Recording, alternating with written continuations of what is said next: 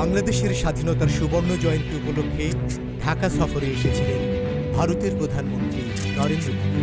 তার আগমনকে কেন্দ্র করে দেশ জুড়ে হরতালের নামে অগ্নিসংযোগ, সন্ত্রাসী কার্যক্রম, উগ্রতা ও ঘৃণা ছড়ানো, এমনকি মাদ্রাসার ছোট ছোট শিশুদের রাজপথে নামিয়েছে হেফাজত সহ উগ্রবাদীরা।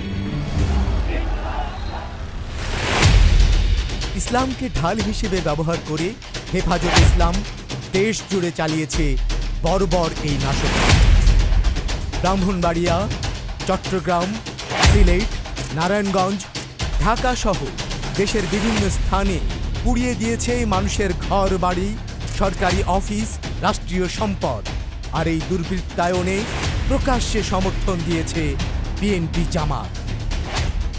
দৃশ্যত 1971 সালে মুক্তিযুদ্ধের সময় পাকিস্তানিরা যেভাবে নাশকতা চালিয়েছে তার সঙ্গে এই হামলার কোনো পার্থক্য নেই।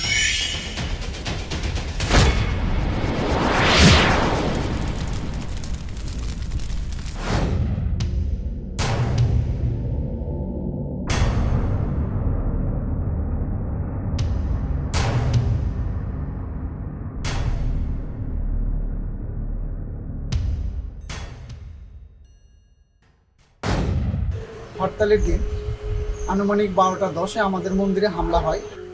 ওই টাইমে আমিও ছিলাম, আমার বাবা মন্দিরের ভিতরে ছিল। প্রথমে আসাতেই তারা সিসি ক্যামেরাগুলো ভেঙে ফেলে, প্রায় 1 মিনিটের মধ্যে সিসি ক্যামেরাগুলো ভেঙে ফেলে। ভেঙার সাথে সাথে সবগুলো লোক আসে। প্রথমে নাক মন্দিরে হামলা হয়, পরবর্তীতে মন্দিরে ঢুকে যায়। ওই দিন আমাদের দোল পূর্ণিমা পূজা চলছিল, ওই পূজা চলা অবস্থায় আমাদের মন্দিরে হামলা হয়েছে। আমাদের মন্দির ওই দিন পূজা চলাকালীন অবস্থায় আমাদের মন্দিরে সাজানো ছিল, মাকে অলঙ্কার পরানো হয়েছিল, রূপোর অলঙ্কার সবগুলো পরানো হয়েছিল।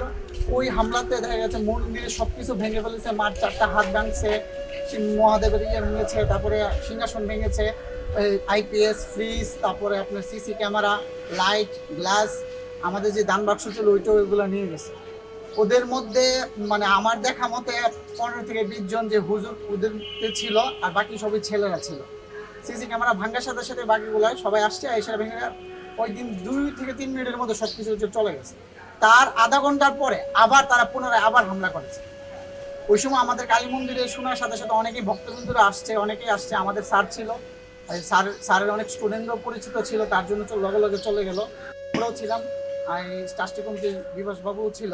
পরবর্তীতে আমরা হাত জোর করে ওদের কাছে বলছি যে ভাইয়া একবার তো ভেঙেছো, আর ভেঙো না প্লিজ। হাত জোর করার পর তাদের পরবর্তীতে চলে যায়।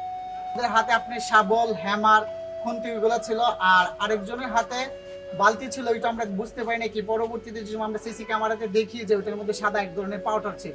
আসল কথা আমি যতটুকু শুনেছি, এর আগে অনেকগুলো হরতাল হয়েছে বা আগের গুলা কোনো সময় আমাদের মন্দিরে হামলা হয় নাই। আমাদের মন্দিরের বয়স 120 বছর চলতেছে, মানে 120 বছর পার হয়ে গেছে, 121 বছর। এর মধ্যে কোনো ধরনের হামলা হয় নাই। আর এখানে যে হামলা হবে এটা মানে অকল্পনীয়।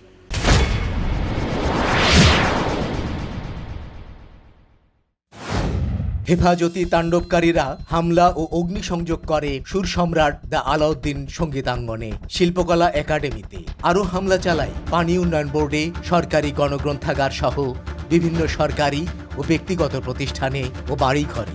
শুধুমাত্র পৌর মিলনায়তনে হামলার ঘটনায় প্রায় 72 কোটি টাকার আর্থিক ক্ষতি হয়েছে। পুলিশের হিসেব অনুযায়ী তাদের যে 6টি স্থাপনায় হামলা ও অগ্নিসংযোগ করা হয়েছে তাতে প্রায় 7 কোটি টাকার ক্ষতি হয়েছে।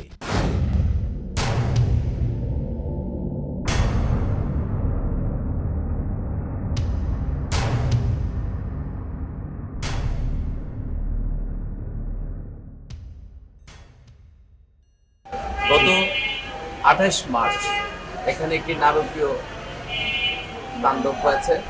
যে তাণ্ডবটি সংঘটিত হয়েছে ব্রাহ্মণবাড়িয়া শহরের বিভিন্ন প্রতিষ্ঠান, সংগঠন, স্থাপনায়। এর মধ্যে সুর সম্রাট দ্য আলাউদ্দিন সঙ্গীতাঙ্গনেও এখানে আপনার এই তাণ্ডব চালানো হয়েছে।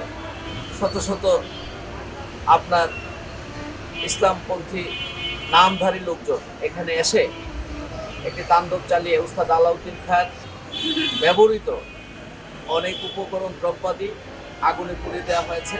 একই সাথে ষোড়শ সম্রাট দিয়ে আলাউদ্দিন সঙ্গীতাঙ্গনে রক্ষিত যত বাদ্যযন্ত্র, যত স্থাপনা, সবকিছু আগুনে পুড়িয়ে ছারখার করে দেয়া। যারা আজকে চালিয়েছে তাদের চালানোর যে ধরন, যেটা দেখা গেছে যে আমাদের মুক্তিযুদ্ধের যত স্মারক চিহ্ন, আমাদের ললিতপুরের যত চর্চা কেন্দ্র, সবগুলোকে তারা টার্গেট করেছে। তারা টার্গেট করেছে শিল্পকলা একাডেমি, তারা টার্গেট করেছে গণগ্রন্থাগার, তারা টার্গেট করেছে ষোড়শ সম্রাট দিয়ে আলাউদ্দিন সঙ্গীতাঙ্গনের মতো শিল্প সংস্কৃতি চর্চার পীঠস্থানগুলোকে। এই রাষ্ট্রকে আপনার বিতর্কিত করার জন্যে এই কাজগুলো করা হচ্ছে। আমি মনে করি যে এটি অত্যন্ত সুচিন্তিত এবং আমি মনে করি যে এটি পরিকল্পিত একটি কর্মকাণ্ডের অংশ, যার জন্য দেখা গেছে যে প্রতিটা জায়গাতেই গান পাউডার ইউজ করা হয়েছে। পরিকল্পিতভাবে আপনার একটি এই ঠ্যাঙ্গারে বাহিনী এনে এখানে এই যে ধ্বংসযজ্ঞ চালানো হয়েছে, এই ঘটনাগুলো কিন্তু আমরা দেখেছি। এবং আমি মনে করি যে যারা এখানে এসছে তাদেরকে আইনের আওতায় আনা হোক। আমাদের এই বর্তমান প্রজন্মকে একটি মুক্তিযুদ্ধের চেতনা ভিত্তিক সমাজ মনস্ক একটি প্রজন্ম গড়ে তোলার জন্য এই সমস্ত স্থাপনাগুলোকে, এই সমস্ত ললিত চিন্তার চর্চা কেন্দ্রগুলোকে জাগরুক রাখতে হবে এবং যে কোনো মূল্যে সেই অপশক্তিকে নিবারণ করতে হবে।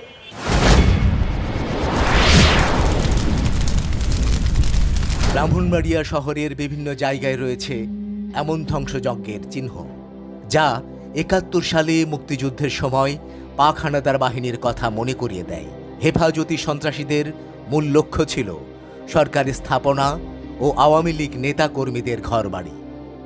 এই শহরের অন্তত ৫৮টি প্রতিষ্ঠান ও স্থাপনায় হামলা করা হয়েছে। শিক্ষা প্রতিষ্ঠান, সাংস্কৃতিক প্রতিষ্ঠান, মন্দির, ব্যক্তিগত ও দলীয় কার্যালয় এবং আওয়ামী লীগ ও ছাত্রলীগ নেতাদের ৭টি বাড়ি।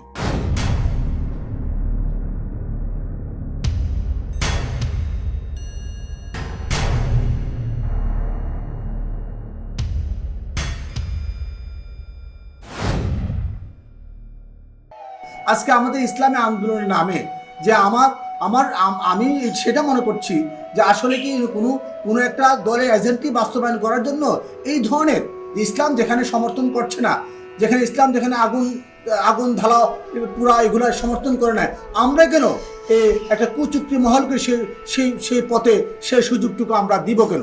যেখানে আল্লাহ তাআলা পবিত্র কোরআনে বলেছে উদু ইলা সাবিল রাব্বিকা বিল হিকমাতি ওয়াল মাউইজা, যেখানে তোমরা হেকমতের সাথে করার কথা বলেছে। তোমরা দিনের দাওয়াত, নবী তুমি দিনের দাওয়াত দাও, আমার পথে দাওয়াত দাও, আমাকে দিকে আহ্বান করো। কিভাবে হেকমত, কোনো দাঙ্গা হাঙ্গামা সেগুলো না, হেকমতের সাথে। আবার বলছে তাদের সাথে কথা বলতে গিয়া আবার কড়া মাঝে কথা বলা যাবে না। রাসূলুল্লাহ সাল্লাল্লাহু আলাইহি ওয়াসাল্লামের যুগও সম্প্রদায়ের সম্প্রীতি ছিল। তো সেখানে আমরা একটা আন্দোলনের মাধ্যমে আমি কেন যাব আমার হিন্দু এক ভাইয়ের বাড়িতে আক্রমণ করার জন্য? আমি কেন যাব আরেক মুসলমান ভাইয়ের বাড়িতে আগুন ধরানোর কারণটা কি? আমার মতো রাষ্ট্রীয় সম্পদটা তো তার নিজের সম্পদ। যে জ্বালাচ্ছে, যারা সেটা ভাঙচুর করছে, সে রাষ্ট্রীয় শুধু আমাদের ব্রাহ্মণবাড়িয়া স্থানীয় সরকার যে পৌরসভা, সে পৌরসভাটা কি তার সেবা তাকে দেয় নাই? যারা জ্বালাপোড়া করেছে সে স্থানীয় সরকারের পৌর কর্তৃক কি তাই ওই সেবা পায় না? সেও তো তার নিজের সম্পদ সে নষ্ট করেছে।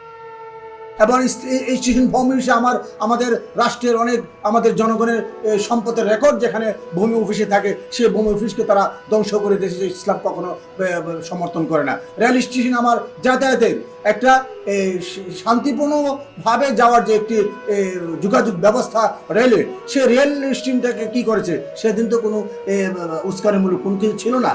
ঠিক আছে, যদি ঢাকাতে বায়তুল মোকাররমে যদি কোনো অঘটন ঘটে থাকে, সেখানে সেই সূত্র করে কেন আমাদের সম্পদ এই রাষ্ট্রে, আমাদের রাষ্ট্রে কোনো আওয়ামী লীগের না, রাষ্ট্রে কোনো বিএনপির না, এই রাষ্ট্রটা বাংলাদেশের জনগণের রাষ্ট্র।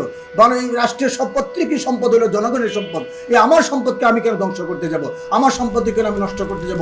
আমার সম্পত্তি কেন আমি আগুন ধরাতে যাব? সেটা ইসলাম কখনো সমর্থন করে না।